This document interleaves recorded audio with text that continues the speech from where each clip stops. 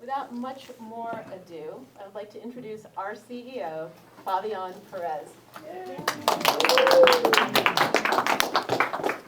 Oh, Susan, thank you so much. And thank you to Susan and to Crystal and the team at Nevada Public Radio for helping to put together the details for this evening.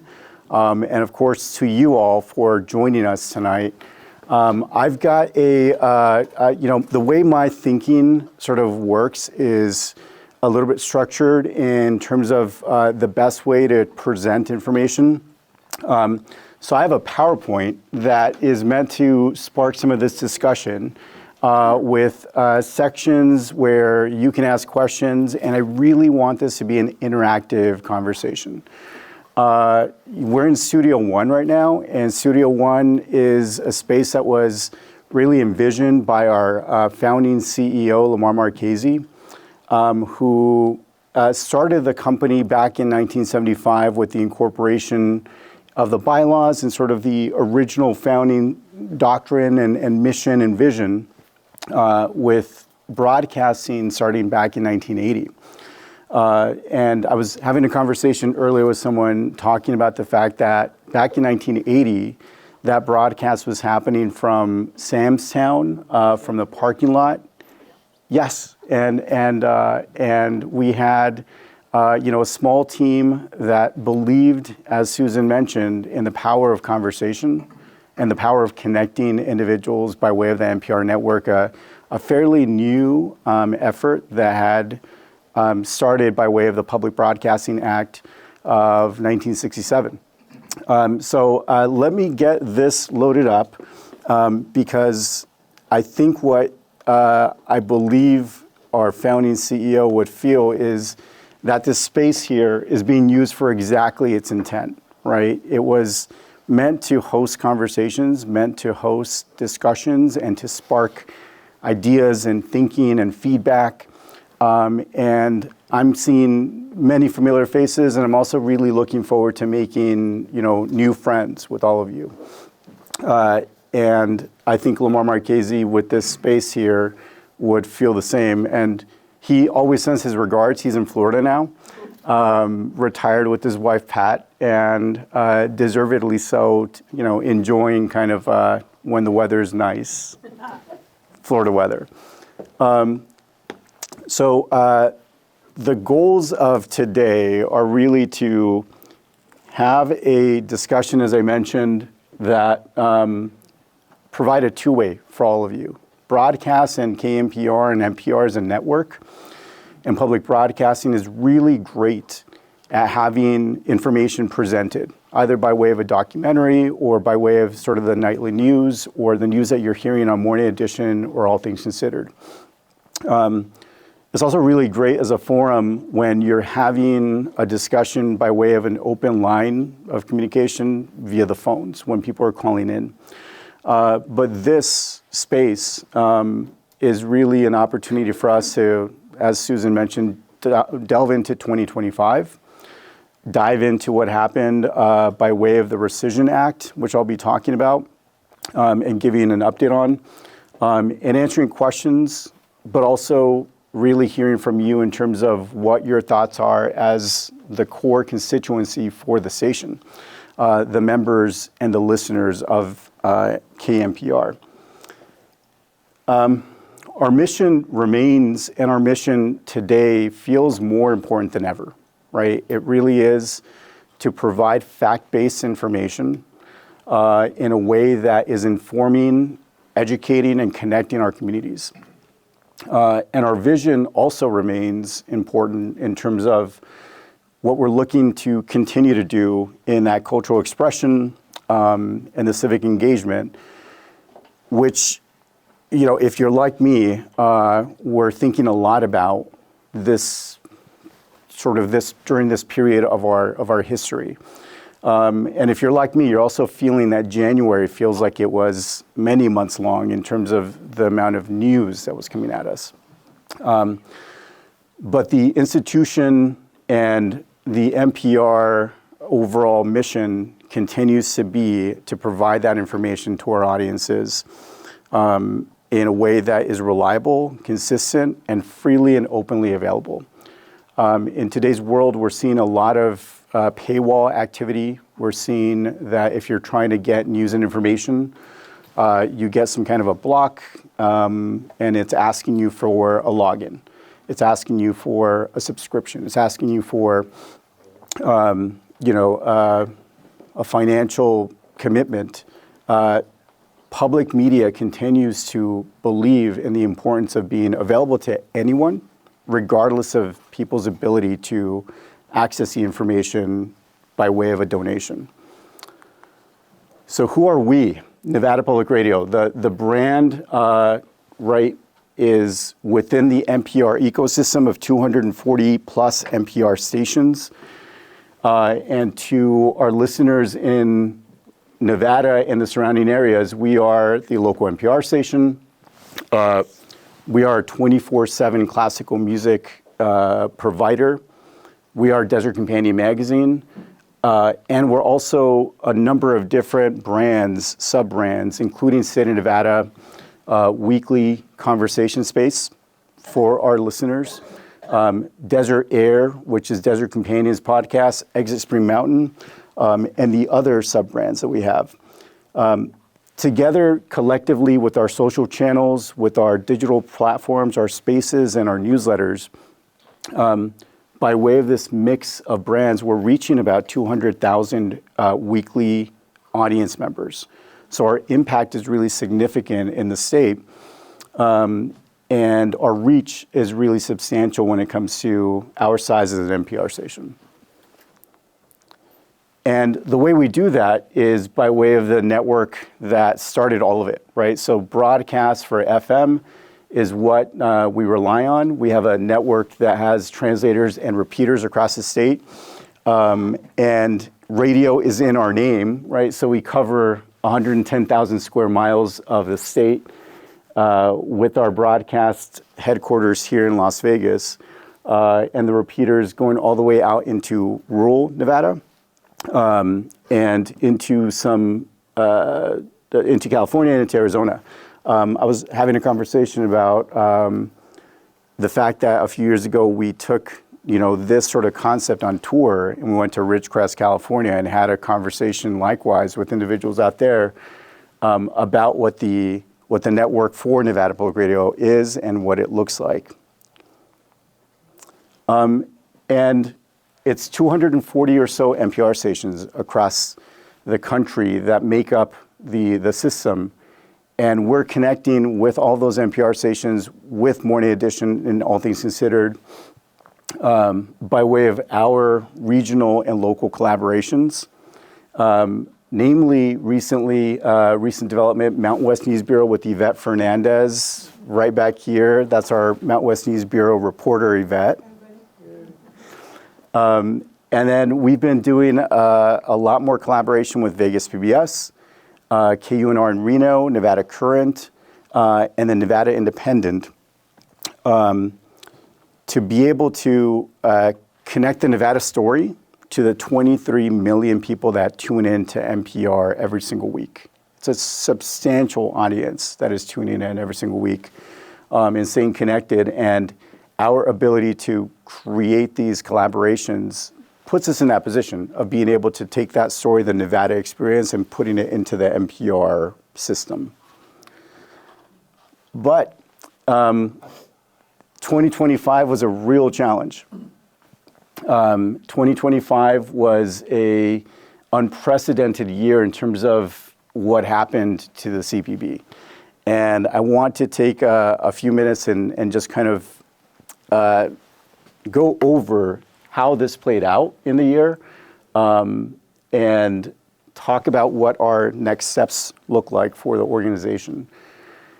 So starting back in March, there was a hearing that Marjorie Taylor Greene had, and it was called literally the Anti-American Airwaves Holding the Heads of NPR and PBS hearing. And it was unfortunately named, but also was an opportunity for the CEO of NPR, Catherine Moore, and the CEO of PBS, Paula Kerger,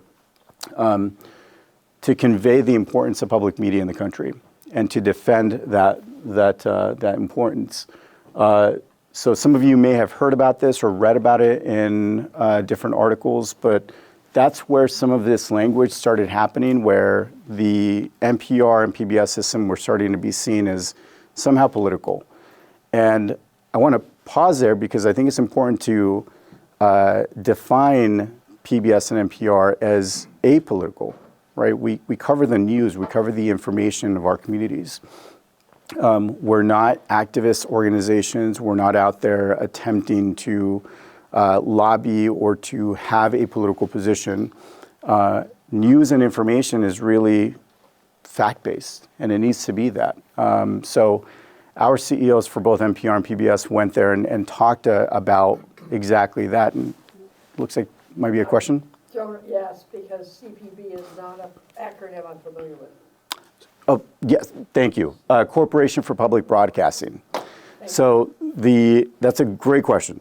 The Corporation for Public Broadcasting is the entity that was funded by the Public Broadcasting Act and would every single year receive the funding from congressional appropriations and then distribute that out to NPR and PBS stations across the country.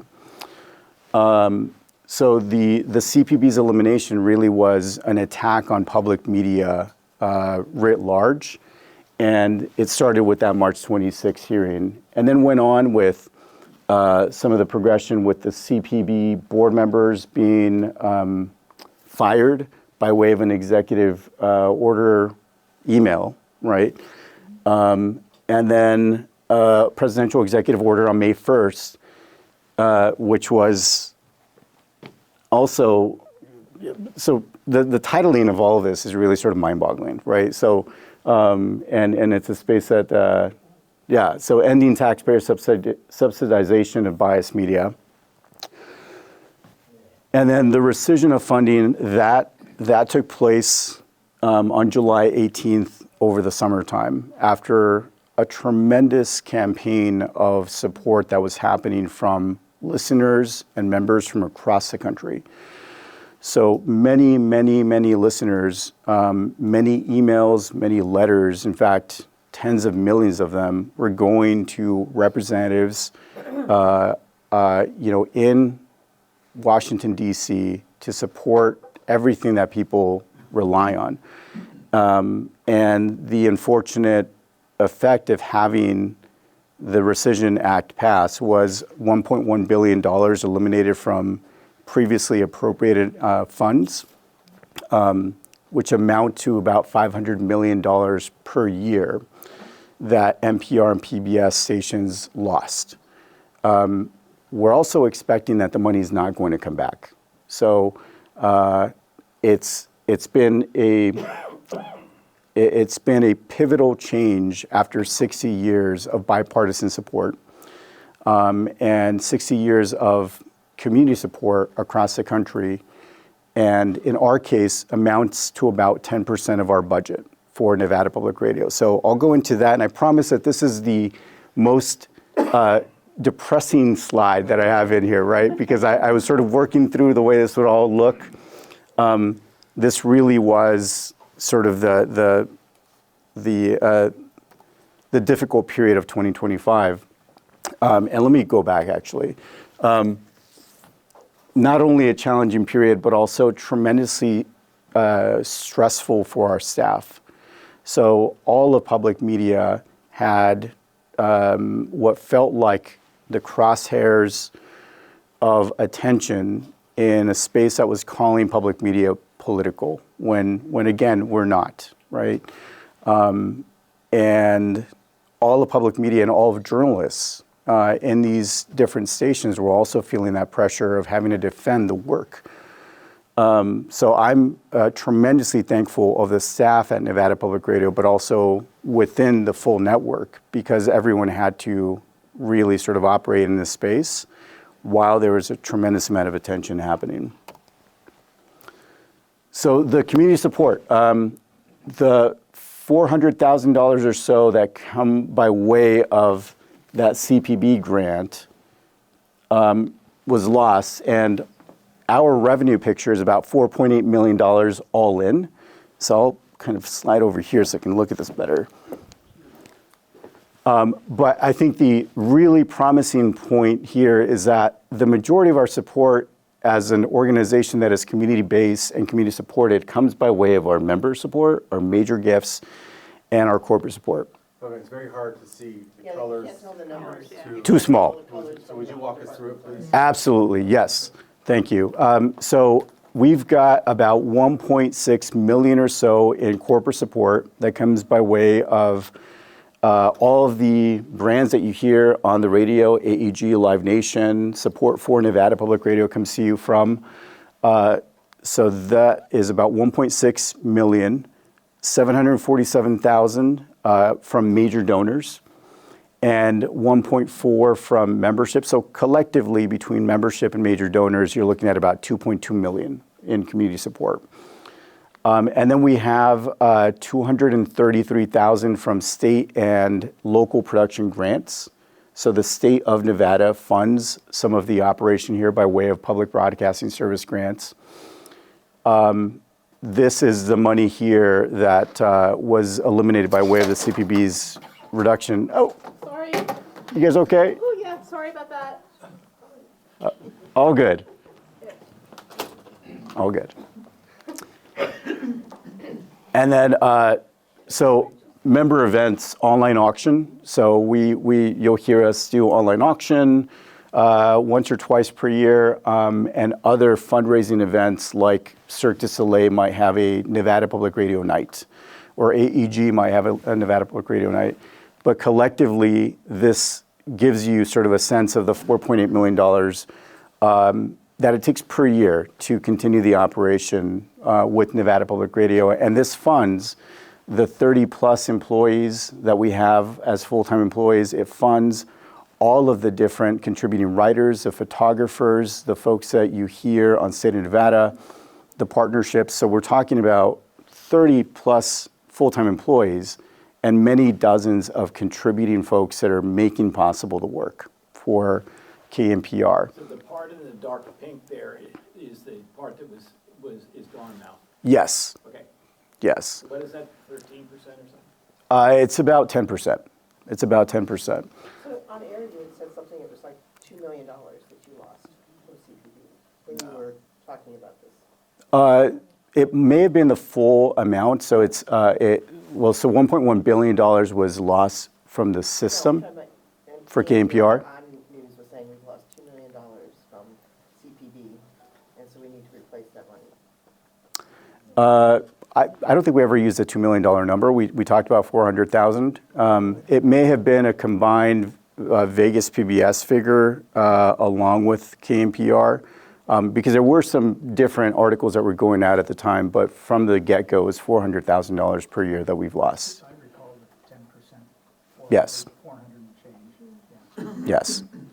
Yeah. So so about $400,000, and this is after, again, the many decades of support. And it's not always $400,000 every single year. It sort of fluctuates up and down depending on the community support. But the percentage for us is about 10% overall. Any other questions? Yes. People who leave money in their estate, is that in that 704, is that in that major donor? Great question. So people who leave money in their estate is in other revenue. So we're looking at, let me find it here. The key is so small, it's hard Yeah, to yeah. Apologies for that. And I'd be happy to share this via email with everyone. So it's combined. It's in other revenue, 66,000, and in some of the major donor revenue here, depending on whether it's it's designated as an estate distribution or it's a lifetime giving, legacy giving. Got it. Yeah. Let's ask that another way. What defines a major donor, please? Thank you. So anyone that gives more than $1,000 per year is a major donor. Which has been like that for NPR stations for more than 20 years. Yes. The cost of living has increased. Yes. You are a leadership circle donor at $1,000. Yes. Same as it was in 1980. It is now.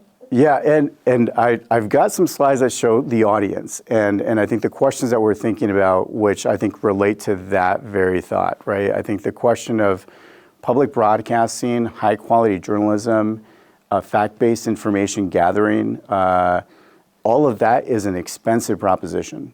And we're seeing that at the same time as people are able to sort of go out there and create a social media channel by way of their phone, some ring light, and call themselves or purport themselves to be a journalist.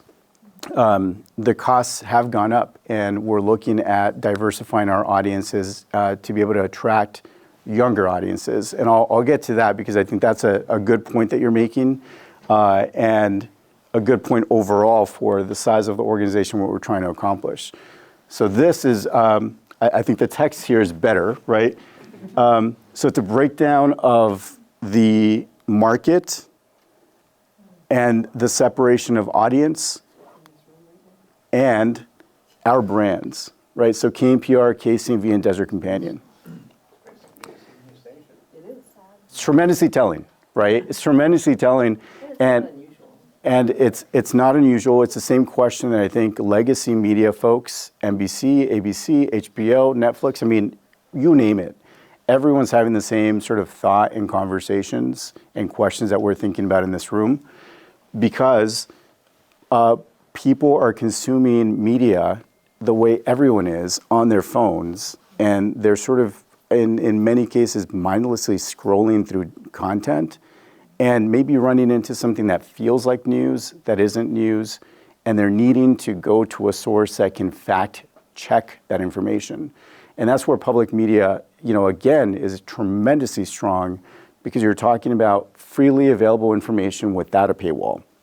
But we look at this data, and Susan, did you have a question? Yeah, I just, from Zoom, if you don't mind repeating questions from the audience when they ask them, Oh. you repeat it for the Zoom audience. Thank you.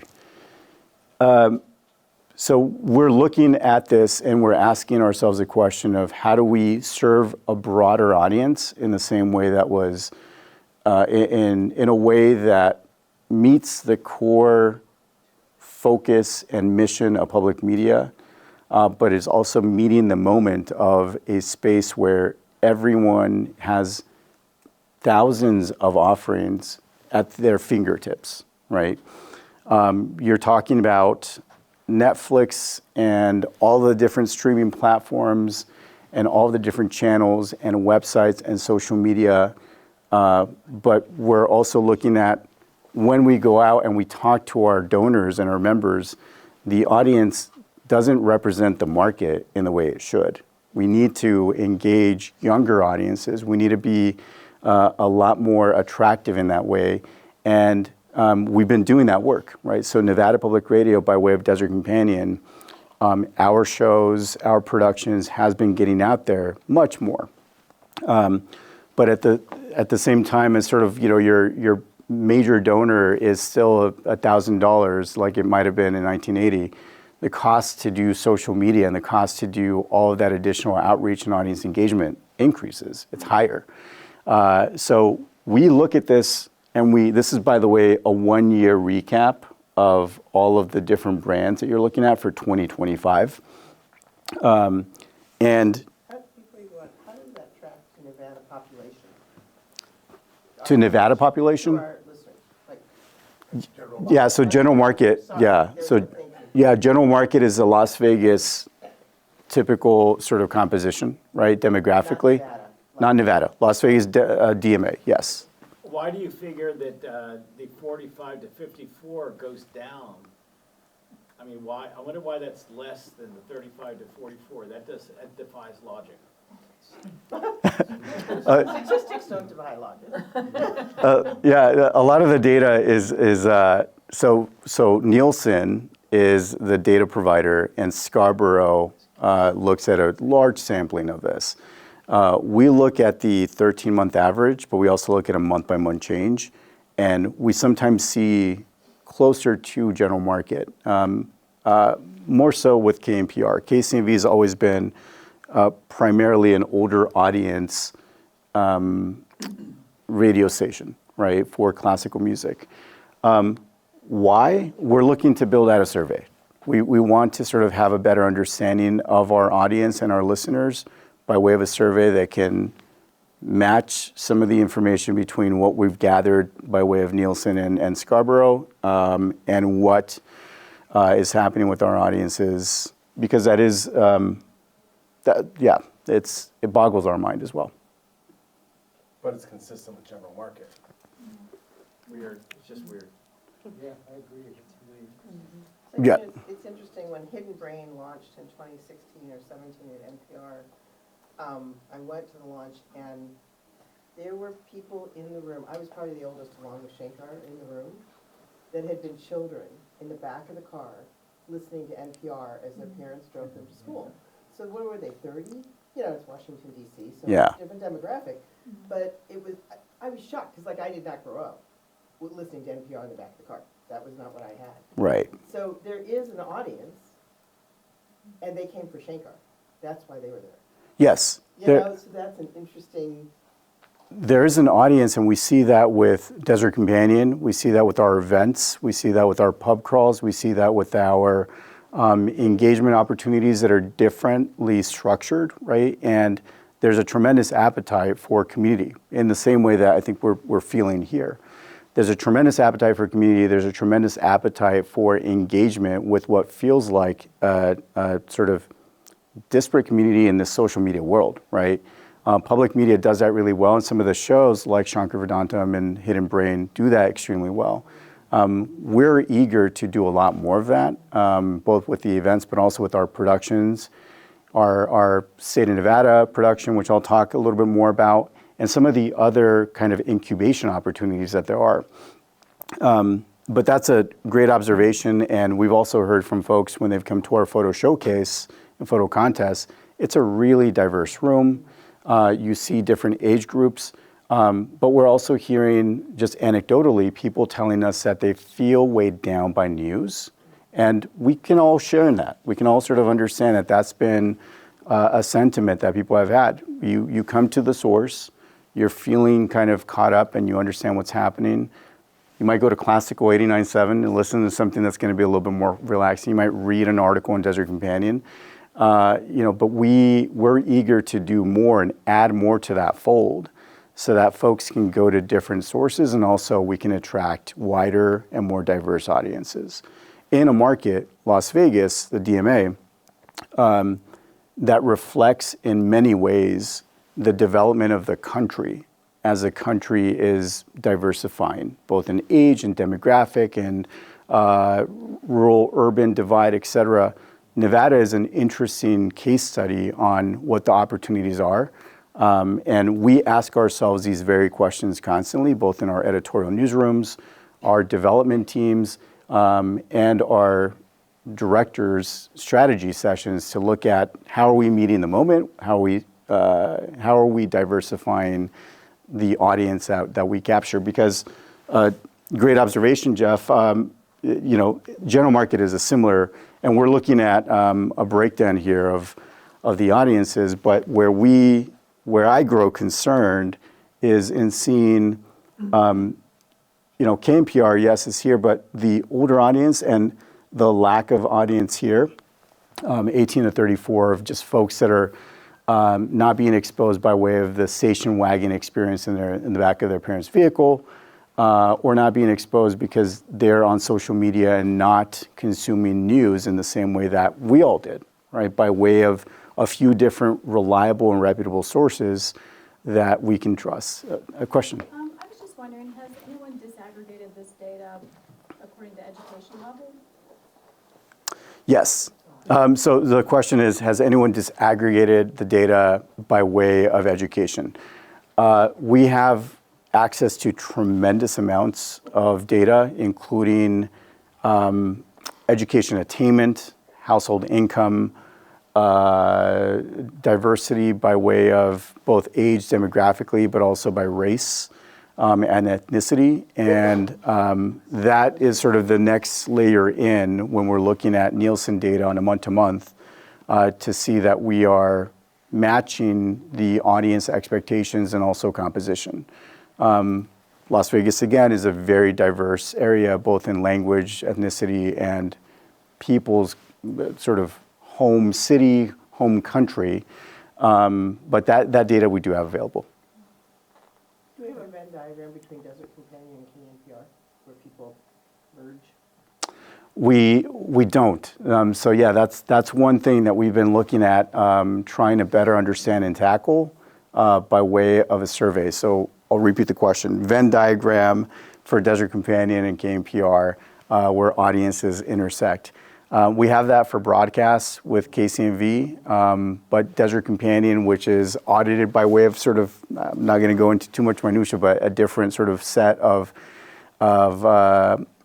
researchers, right, is separate from Nielsen. The 20% at 18 to 34 is pretty high for Desert Companion. Yes. Whether it's podcasts or, I mean, I don't see them picking up a magazine, but maybe they are. I don't know.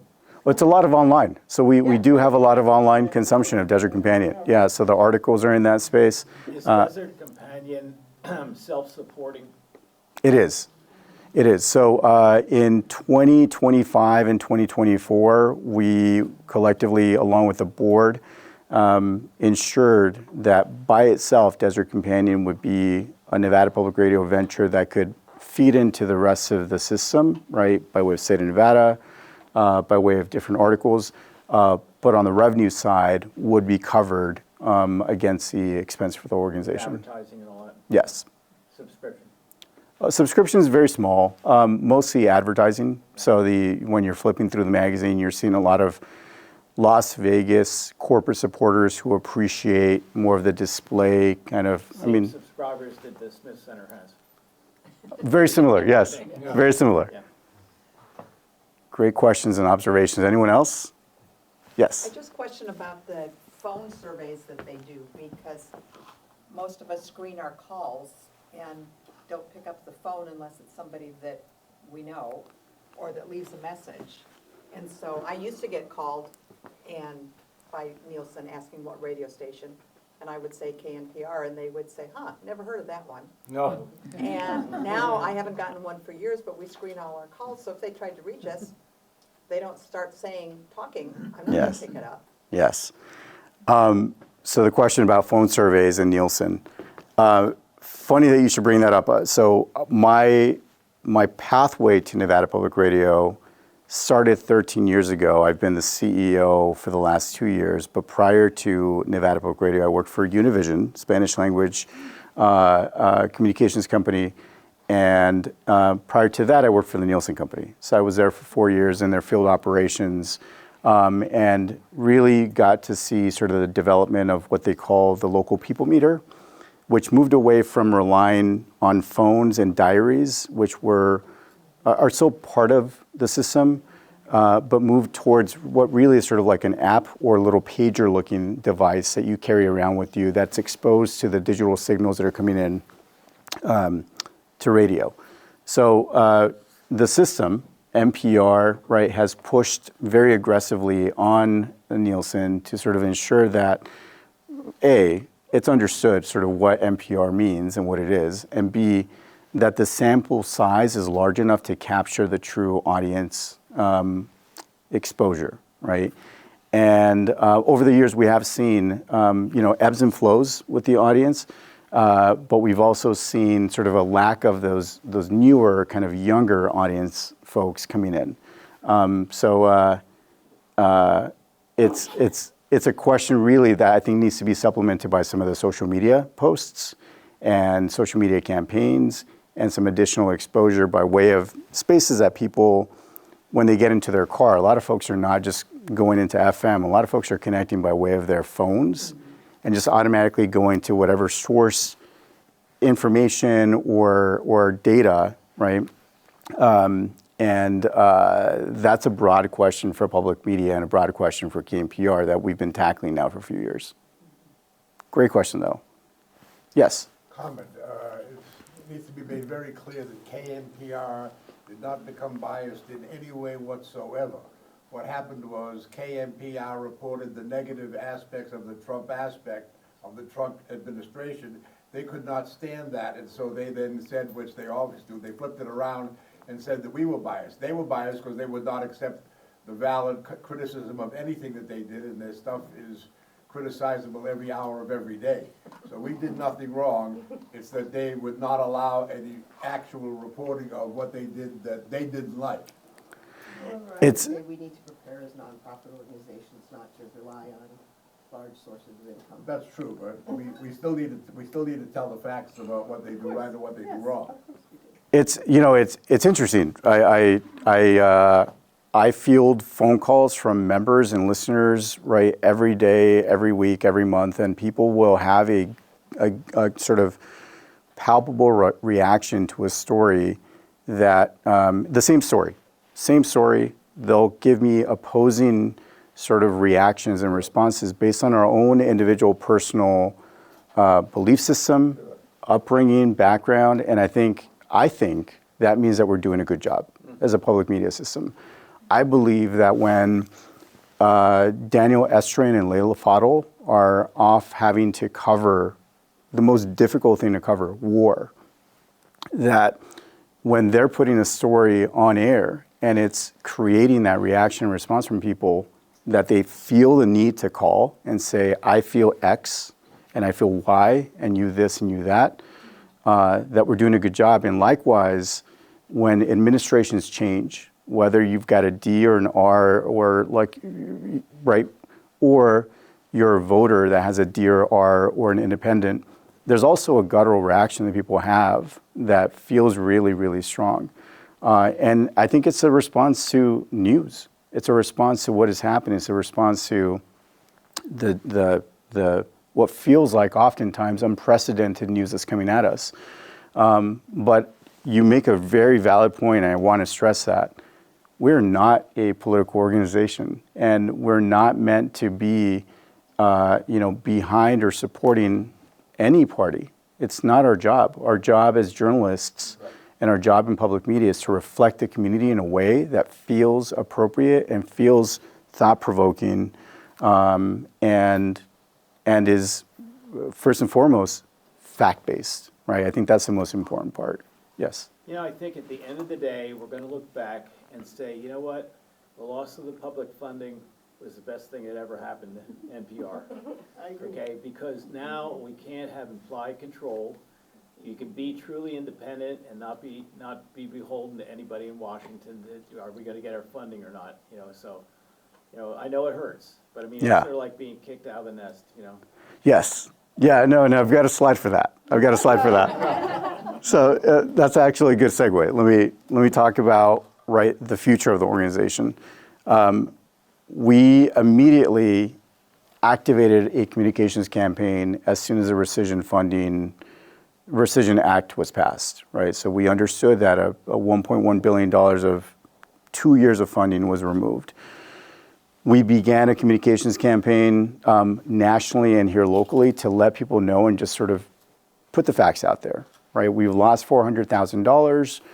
The CPB is unlikely to come back, and here's how it happened, right? By way of the rescission process and legislation, and despite all of our efforts, I flew out, I met with our representatives, so did many other NPR stations. We did the work of trying to educate and communicate. The money was lost.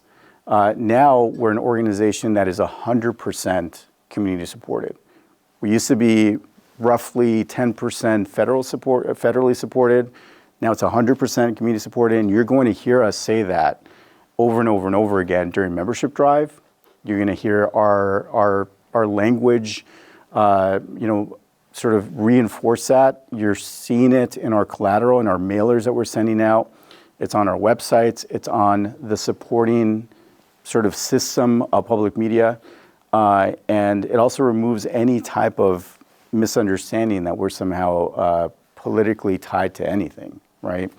And our future, in part, is both replacing the funding that has been lost of $400,000 per year, but also expanding the potential for the organization. And we're looking very, very closely at this year, 2026, launching a capital campaign that both has a portion of it that's devoted towards expanding programs and audience engagement and event production but also has a resilience aspect to it, right? We need to have endowment funds with the organization in such a way as to weather storms that happen for nonprofits all of the time. And I've talked to my colleagues in Alaska, from Alaska, and colleagues that operate NPR stations in rural and tribal lands. I mean, their percentage of funding that was coming in from federal support, in some cases 60 or 70%. Many of them have shut down. And you've read articles about operations having to scale back. In our case, you heard some pretty quick changes. State of Nevada went from a daily Monday through Friday show to a weekly broadcast of a 1 hour on Wednesdays. We heard a lot from a lot of people, and we understood it, right? We felt sort of the weight of that choice very, very closely. We also made changes to our roster of programming to shift over evening programming to music, right? So at 7 p.m. Monday through Friday, and on the weekends, you're hearing World Cafe. You're hearing, and we heard people who said, we love this change. This is fantastic. NPR Tiny Desk Music, love it. This is great. And other people who said, wait a minute, you're KNPR News, right? Like what? Why are you taking this away from us? And yet you stand there and you will never please everybody. Well, what is important is for us to meet the moment and to understand that we have to change the way we operate. We also have to expand in ways that are smart and expand in ways that are engaging audiences that reflect this community by way of that demographic spread, right? So the first two are that the local programming, we love to go out there and do news. We love to be in a room and interview folks at a press conference. The work that Yvette and the rest of the reporters are doing that finds itself going to state of Nevada or has a conversation that's published in Desert Companion. All of that work takes resources.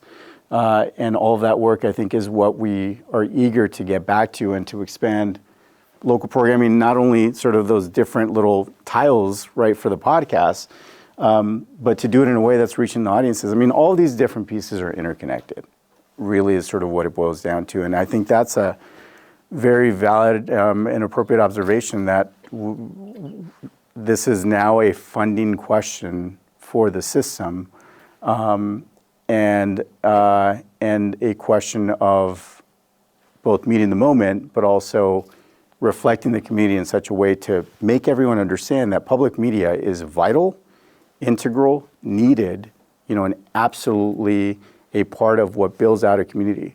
I started with Lamar Marchese, our founding CEO. He believed that a really vibrant city like Las Vegas would have a vibrant and robust NPR station.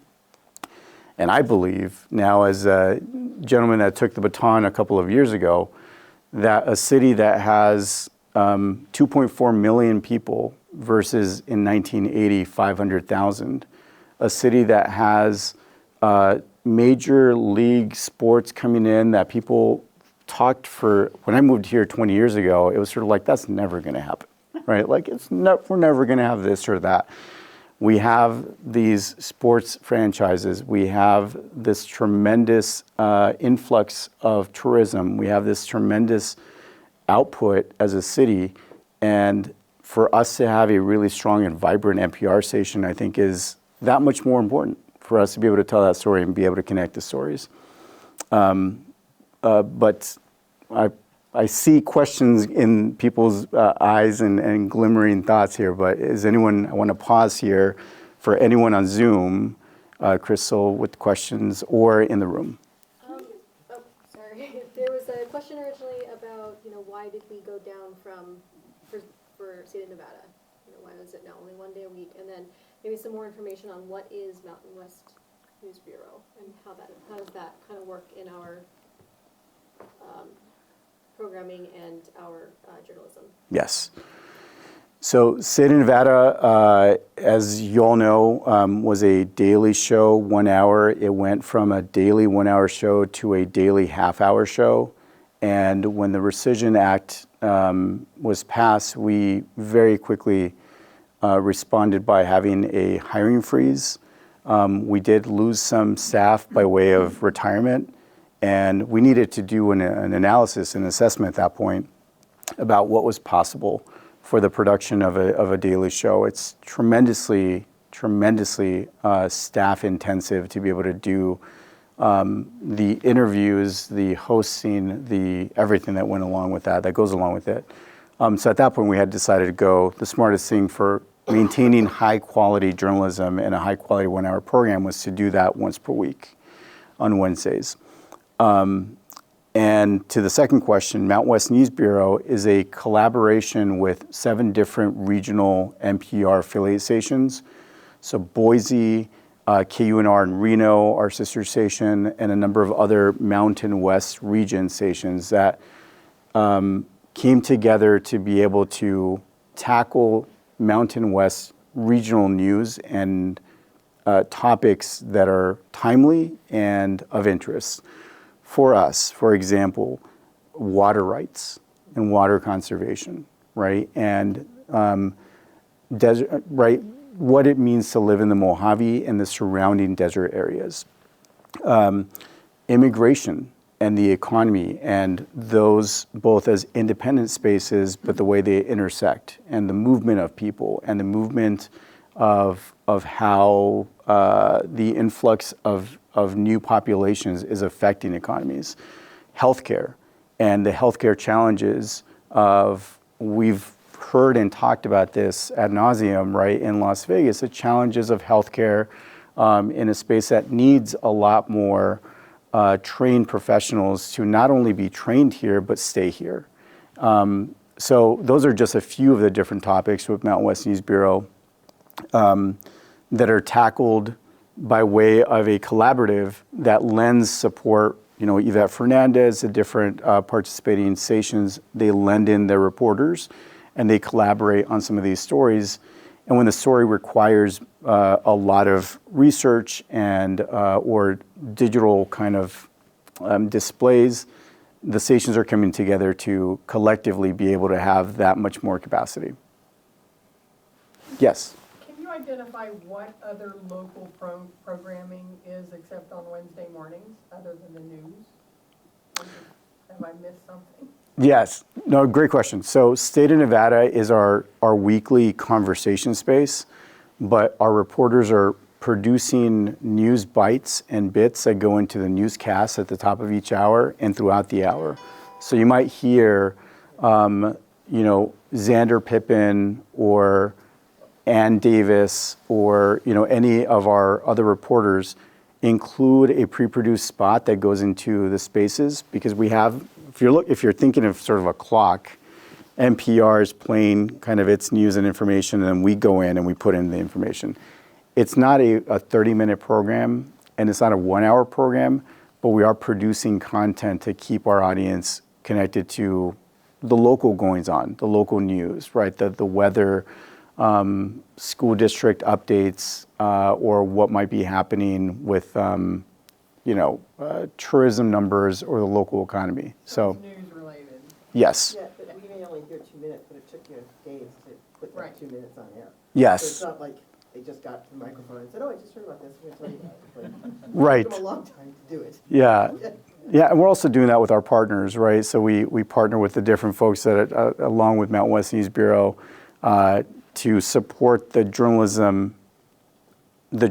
in the community who are out there on beats, and they're all looking to communicate, right, their news and information, and to support each other's work. Kind of like Kaiser Health and all that. You get material from them, content.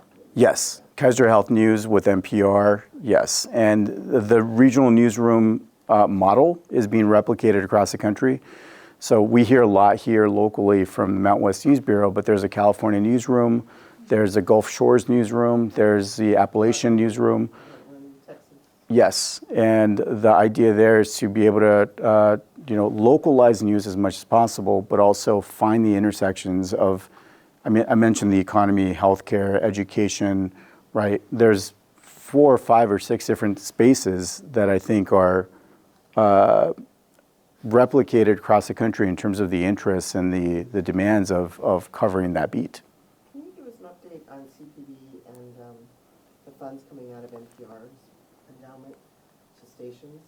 so there was something that CPB was coming back, or fighting for money to come back, and then Catherine, whatever her name is? Catherine Moore? Yeah, Yes. announced that she has, I think the figure was 8 million, but I could be wrong, that they're gonna be distributing out, and probably more to the rural stations, you know, who, like, got decimated by CPB. Yes. So I haven't heard in a while what's going on with it. Yes. So the rural stations, a lot of them, they're missing, that's the only source of weather news and Right. so forth. Right. So I think that Congress is gonna do something on that. Oh, no, I think Catherine's trying to do something like that.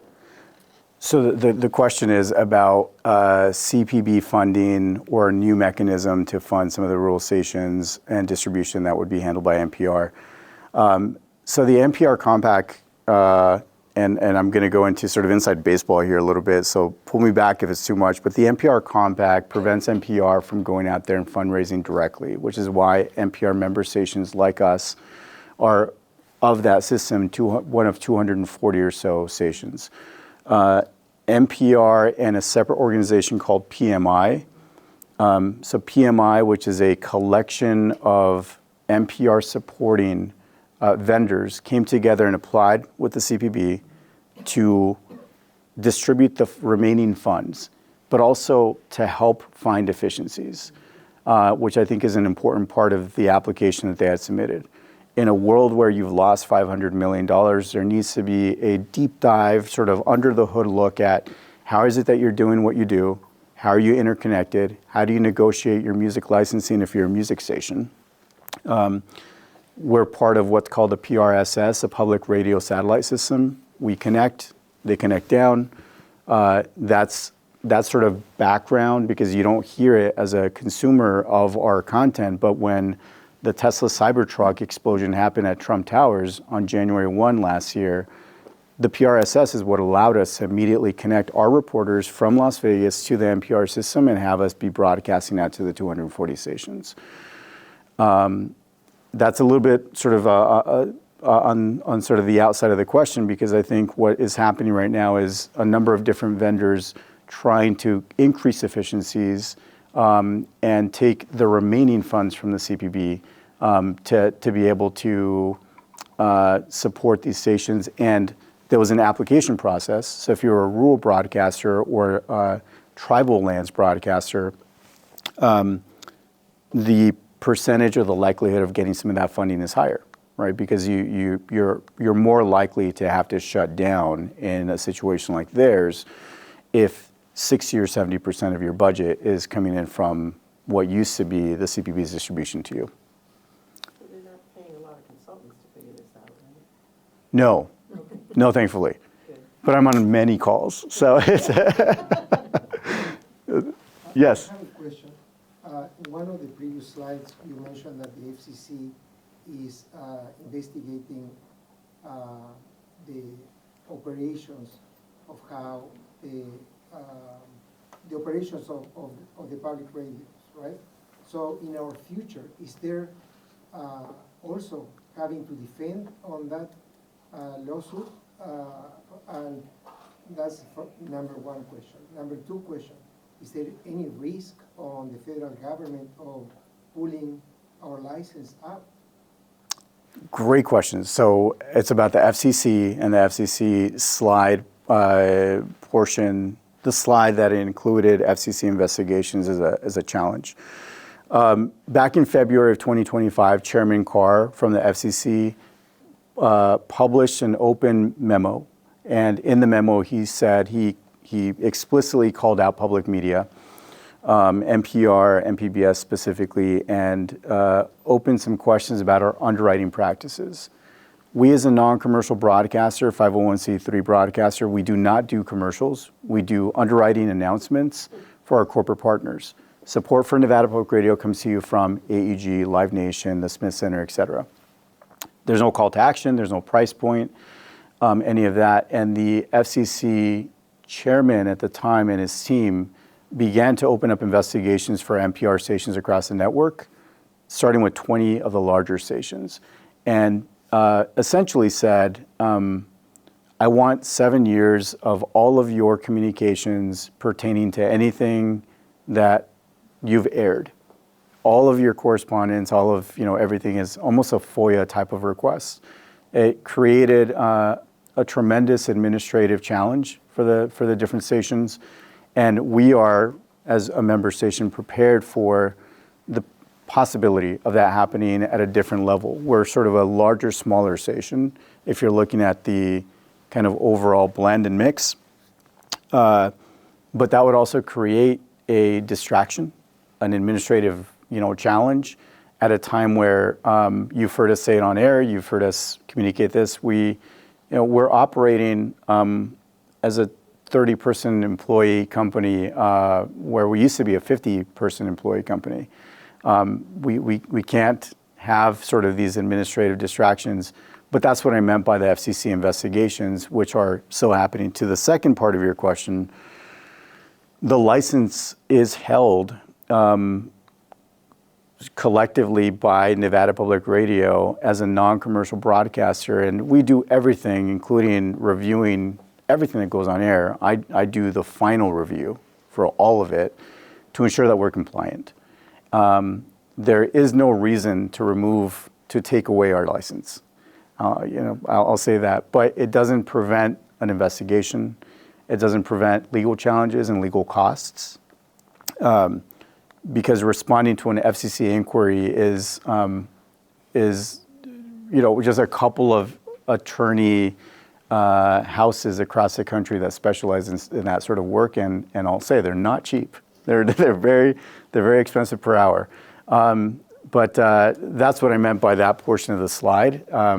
Just the possibility of that coming to us. That's the political thing that's so ironic, that they're accusing us of this political crap, but that's a totally political investigation designed to cost us money and aggravate us. There was no basis for it. Otherwise, it would have happened 1 or 2 or 5 years ago.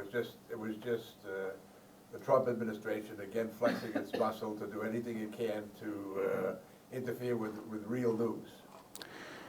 It was definitely unprecedented, right? It's unprecedented. Yes, for a memo to be We were the first shot across the bow.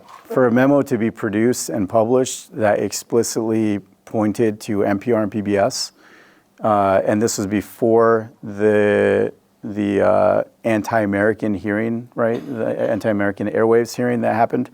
That was unprecedented, and and we've kept focused with the work that we do, and also our response has been apolitical in that this is a challenge to the system, but we're not responding in a political way here. It has been apolitical. On the other hand, it advises you to be very careful about anything that the station says that the Trump administration might not like. So there's a bias, if you will, against reporting anti-administration information. Oh, I would agree with you. Oh, okay. I would not agree. All right, okay, we disagree. Well, I'll say, so NPR nationally and our team here locally abide by the journalism practices of ensuring equal access, Right. equal coverage, equal investigation, and mistakes have been made, right? This is a job that is done by humans, and I think in years past there are examples of when it wasn't being done very well. But today at NPR, there's a public editor. There are monthly meetings to review all of the content that was broadcast out and the stories that were covered to ensure that there's equal access and equal coverage because, right, it's not a question of bias on the response side. And in terms of the challenge on public media, I believe, right, taking sort of my CEO hat off and being a consumer of public media, there's questioning fact-based journalism when there's a lot of sort of purported journalism that is in ecosystems that are primarily being delivered to people by way of social media is a way to keep a population sort of uninformed. And that's a really dangerous potential reality.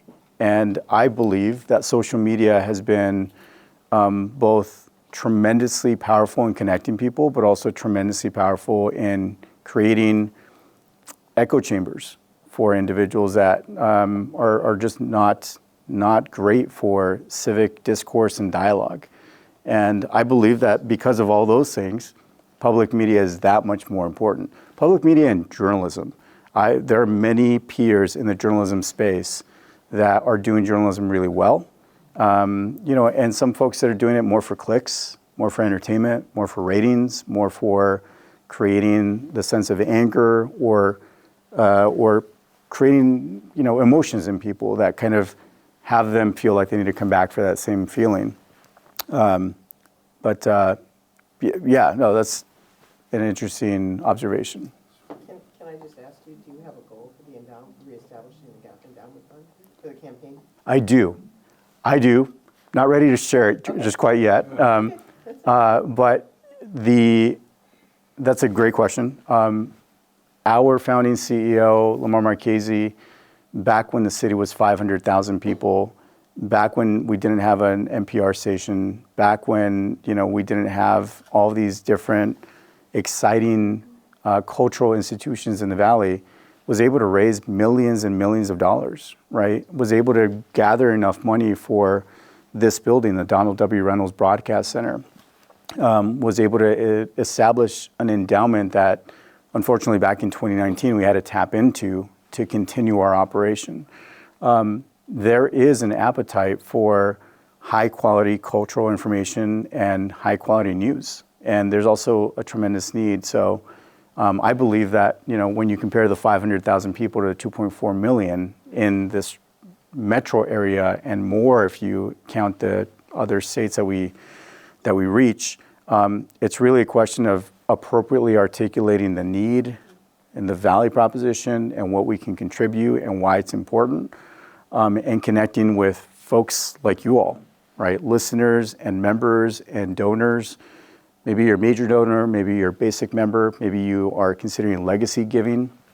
All of those ways of supporting the work that is found in public media, I think, is what this conversation is partly about, right? It's sort of getting us to the place where we can communicate that to you. And I'm expecting to answer kind of the specific part of your question, that in the next few months we'll have the collateral and the information to specifically say, here's our goal, this is what we need, here's how much we're going to allocate for resilience, this is what we're allocating for expansion, and would you like to sit down for coffee or lunch and have a conversation about the role that you can play in this? That's going to be a conversation that Susan and myself and the development team are going to be having. And it's also a more competitive environment than in Pittsburgh. Yes, it is. So Yes. Yes, it make is. sure that value proposition is. Absolutely. Yes. Yes. The voices that we hear at the top of every hour, is that live every hour, or are there ever any parts of the day where it's recorded earlier? So it's both. So we have portions that are live, especially during traditionally heavy news periods where the news cycle is changing both nationally or here locally, and you need to have that live element. We also have pre-recorded segments during the evening and on the weekends, but we always have a team ready to come in and take over or go into live satellite like has happened recently in January. That's why I mentioned the month of January was tremendously heavy with news. And, we're responding very quickly when we have to go into live. But we don't have someone on air at midnight sort of covering that segment unless something is happening with the BBC, right, in London, and we need to kind of step in at that point. One of my favorite memories was when Bill Kafuri was doing the overnights, and he would say, "Sit up straight, the BBC is..." Oh, Bill Kafuri, he's great. He's great. Yes. Any movements afoot to kind of taking a look at that demographics breakout to get youth involved or get them engaged more with with NPR? Yes. Yes, so some of our events are specifically targeted towards a younger demographic. So if we are looking at, for example, some of the trivia nights and the pub crawls, and merchandise that is kind of specific for those audiences, it's both to engage the existing member base, and we're also currently developing more of a social media campaign for remarketing and earned media to be able to capture kind of the audiences where they're at. Not kind of, but specifically where they are in that space on their phones with information that's relevant and timely. I've heard having lived in San Diego, that there's and you're probably familiar with it, but there's some podcast program called Voices del Valle, and I think what it must be is kind of like a broadcasting club out in the Imperial Valley, where they must be having a club sponsor, getting kids together, and they're kind of developing their own podcasts. I don't know much about that program, but I'd be willing to research it and provide it to your office at a later time. I'd appreciate that, yeah. And the questions about Voices del Valle in San Diego and just kind of additional shows and collaboratives.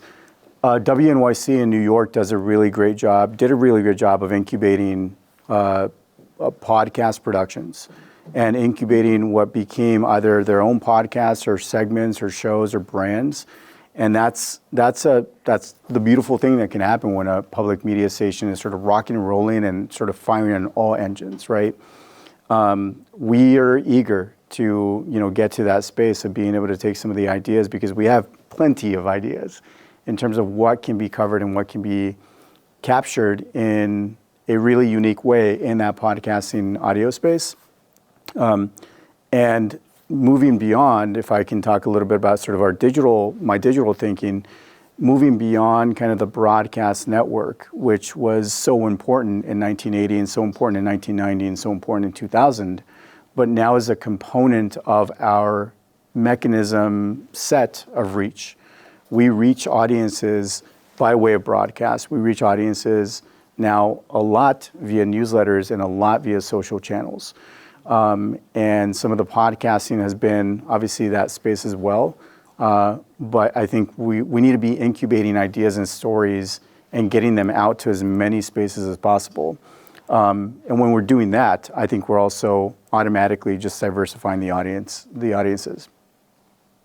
Given your background with Univision, I was thinking with the demographics that we have here in the Valley, such a large Latino, population, is there any thought of doing another satellite, whatever you call it, a second station that's in Spanish? En español. Yeah. Yeah. So It's still NPR, but it's Spanish. it's still NPR, but it's Spanish. NPR stations across the country have experimented with this, and I've followed closely over the years to see how it's being done, what is being sort of presented, and what the mixture is, because it has been in the case of WBEZ in Chicago and KUT in Austin. They've been extensions either anchored by music or anchored as newscasts. KUNR is doing a really interesting experiment right now up in Reno, where via WhatsApp, which is an app that many Latinos are using to communicate with their family and friends around the world, they're putting out news updates that are translated into WhatsApp. So I'm eager to see how we take multiple languages, and I haven't even talked about AI, but there's a lot of opportunity here, I think, in terms of translation services and taking our content and making it available to the myriad languages that are in this valley and cultures. How loyal a lot of them are, and if you got them, they might be really good contributors, might be a higher percentage Yes. contributors to the fund. Yes. You're also airing Voice Latino, Alt Latino, yeah, so Alt Latino, Latino USA exactly. as well. I always get those two mixed up. I listen to both and then I get Yes. which one I'm listening to. Yeah, and and the music programming choice that we made was also in part to provide a diversity in programming, but also there's a lot of diversity in the music choices that World Cafe is producing, and Tiny Desk Radio Hour, Alt Latino, Latino USA.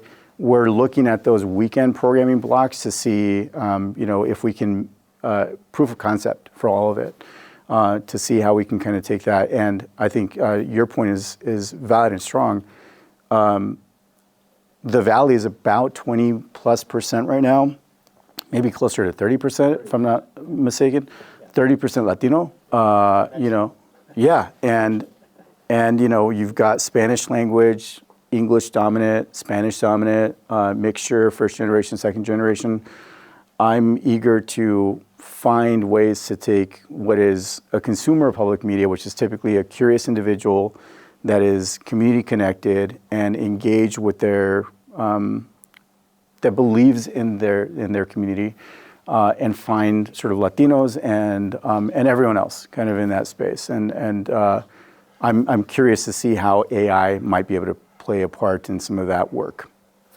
I'll go to Carlos and then I'll go to you. Okay. Carlos. One word of caution if you start doing translation using AI, or somebody that speaks the language needs to read it, because sometimes it doesn't make sense. Yeah.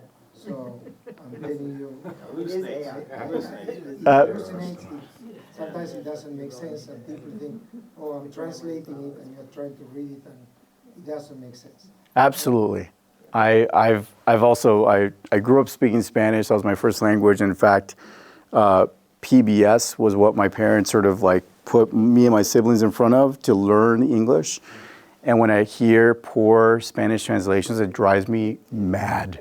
It drives me mad. So yes, we would definitely have not just the tool, but also an editorial support level to say we need to proofread, ensure it's accurate, right, and then publish in the same way that I think we're doing with the rest of the work. Yes, Crystal. From the chat, kind of pivoting here, something else, question about fresh air, and Yes. what's going on? Yes. Great question. So fresh air, when we were looking at our programming and making really tough decisions about the frequency of State of Nevada, the offerings during the evenings and the weekends, the performance of all of our signature shows, and looking at that against cost, fresh air was starting to had been showing for a number of years, a pretty substantial decline in audience, and a big drop off when Terry Gross retired. Right, I think she was a really substantial figure in the NPR space and a known quantity and a known voice, and the pricing didn't change. So I think we had to make some choices about all of the programming and the mixture of evening programming and weekend programming, arts and cultural coverage, and current affairs. And we moved away from fresh air because of that set of choices. But we also believe that we added into the mix some other shows. But I think someone mentioned it earlier, not everyone's going to be happy about everything. And, we're constantly on a quarterly basis, we look at the ratings. We're looking at the ratings and we're trying to understand, what are the changes that are happening on the programming side for NPR? What are the changes that, are proactively being done by our vendor partners, BBC, American Public Media, and Public Radio International, along with NPR. And you've heard us test out some new shows like This Old House Radio Hour on the weekend, Climate One with BBC, a lot of different shows that we've tested out to see what's working, what's not, and what's reflecting our communities. I think you should, maybe everybody in this room knows that you pay for that. Like you pay for fresh air and you pay for ATC and Morning Edition are the two big ones. Yes. But everything else, this old house and how I built this, all of that. So, and I think you're right. I think there's going to be a reckoning with fresh air because it's storming, norming, forming. She's been there for 100 years and now she's not. And people will get used to it. But I agree on the pricing. If it doesn't change, then we have to make the decisions. But it's not like we just put this on the air and it magically appears. there's a transaction that makes that happen. Right, yes. Well, and I think that for the people here that don't know this, just more from what she was saying, you know, the problem is we have a lot of population here. And so you get charged by your population, right, for these shows, and not by how many people listen to it, per se. Correct.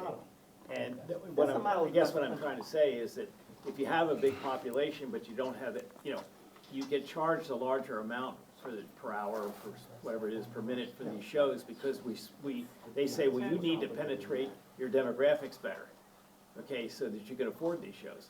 Yeah. I think that's what the national would say to you, you know.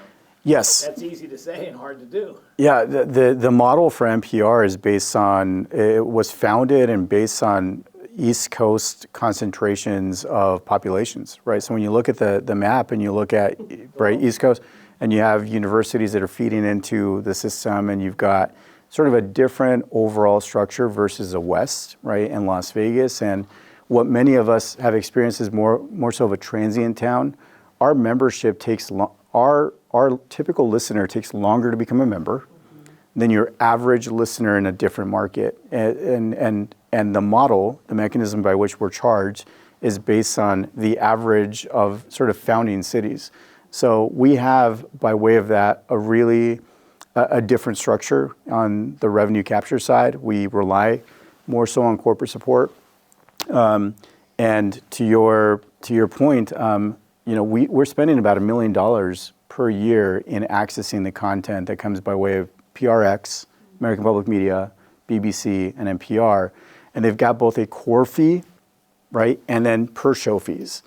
And we look at all of that. We have to look at all of that. I think it's our responsibility to be stewards of your donor, you know, engagement, your donations, your subscriptions, what have you, to make sure that that is being spent appropriately. And then I get on NPR calls to say to them, please change the structure, right? Like, you know, let's look at this funding calculation, right, for these shows to reflect more appropriately some of the demographic challenges that we have, you know, western part of the United States. I think we have time for about one or two more questions. Fresh Air and podcast anytime you want. Yes, you can. So like, it's not like it's disappeared.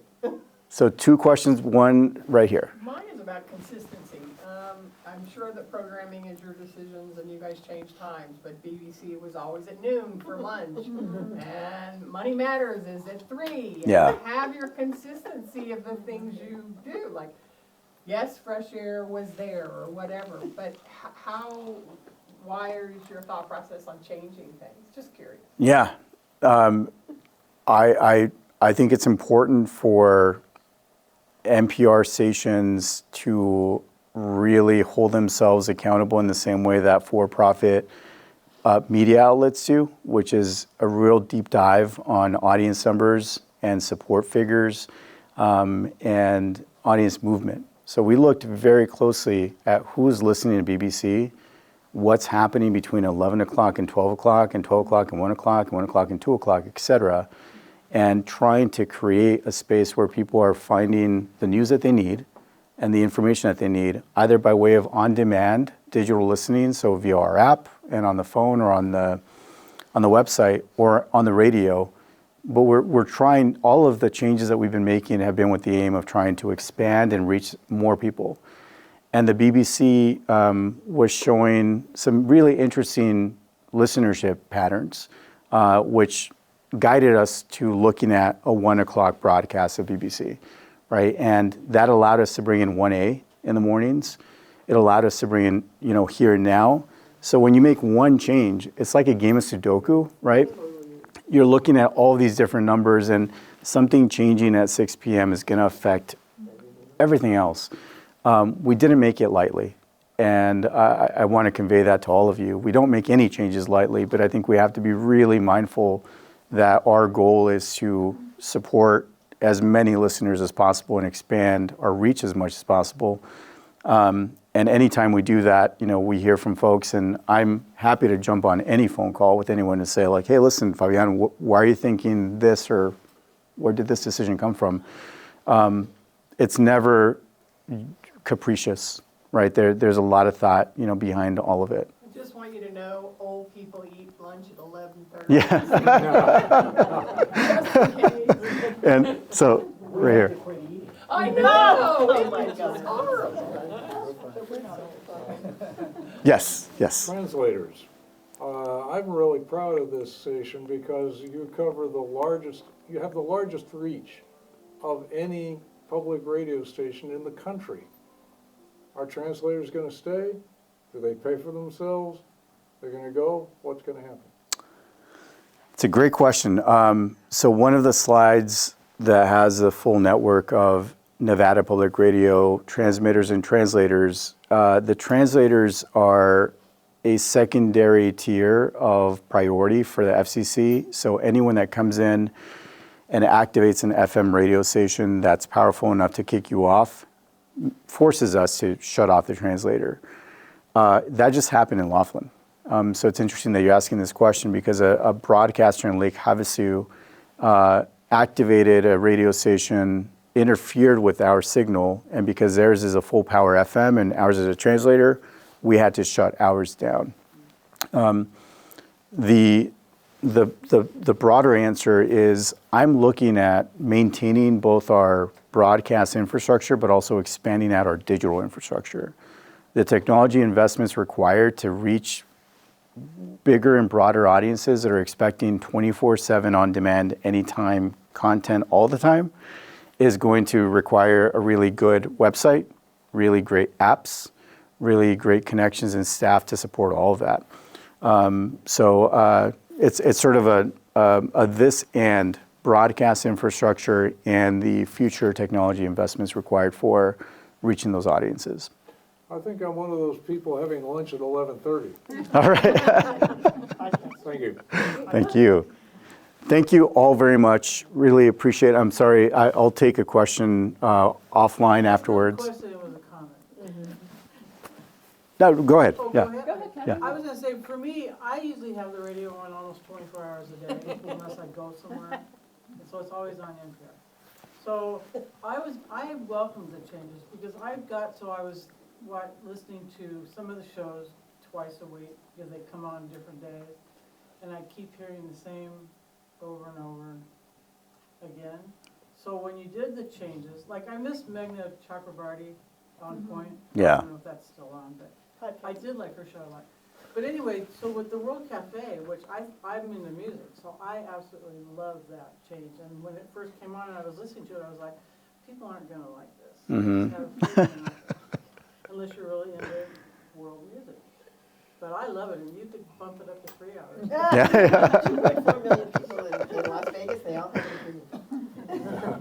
So have you gotten a good response to that? That's what my question We have. We've gotten more supportive calls, and the initial ratings look that we're looking at is also promising. And we need to do some more work on just kind of communicating the changes and marketing some of the offerings that we have. But the World Cafe and the music programming that we've selected is music, and you can find music almost anywhere, but it's music that you cannot find in FM broadcasts. That's really the differentiator there. It's really uniquely public broadcasting, and it's music that's of the artist, of the skill set, of the beauty of music in a different way than. It's not mainstream mostly. Correct. Yes. Very different. So it's.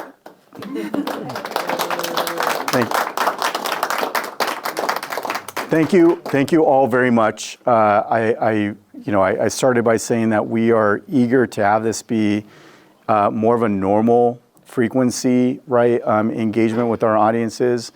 Our doors are always open. Susan and myself, we give tours in the building all the time, and we love to hear from individuals that have thoughts and ideas and questions about what we're doing, what they like, what they don't like, and what's working, what's not working. And because Vegas is a market that's made up of individuals that come from other places, I started listening to NPR with KPCC in Los Angeles. When I go to LA to visit family and friends, I listen to KPCC, and I always bring back ideas.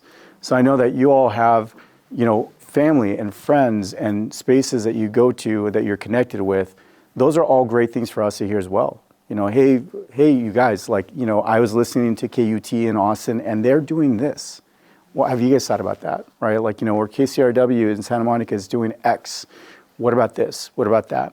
I think that's partially the beauty of Las Vegas. We sort of absorb culture, make it our own, put some glitz and glamour on it, and like, you know, and make it better, right? So I'm eager to continue these conversations, and I really appreciate all of you spending time with us this evening. Thank you. Thank you.